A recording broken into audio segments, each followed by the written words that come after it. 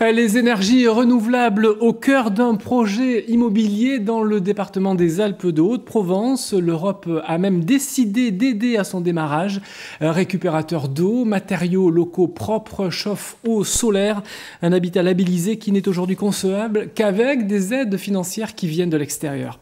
À Auzé, voyez le reportage de Véronique Bouvier et de Léo Santofanti. Ici, dans ce champ, devraient bientôt voir le jour 4 appartements écologiques, encore appelés maisons passives. Une volonté communale pour augmenter le nombre de logements et privilégier l'environnement. Depuis plusieurs années, on essaie de mener une politique de revitalisation et en s'appuyant principalement sur la valorisation, en tout cas économique, de la nature et de l'environnement.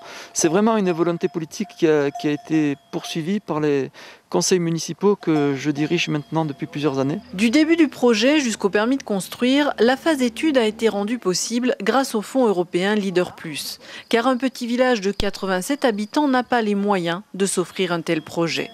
Un projet d'avant-garde, une première en France en zone de montagne, pour protéger encore plus l'environnement.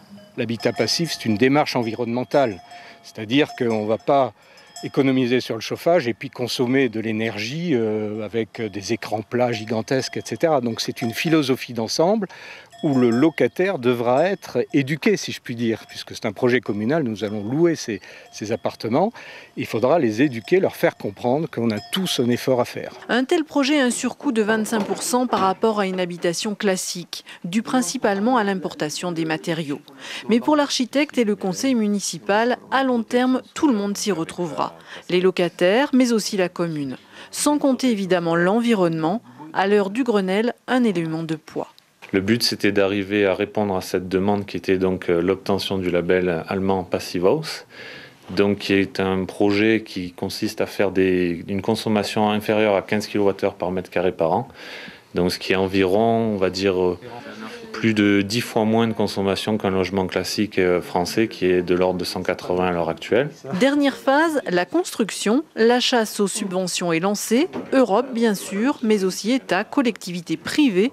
Auzé espère ainsi devenir un modèle de développement durable.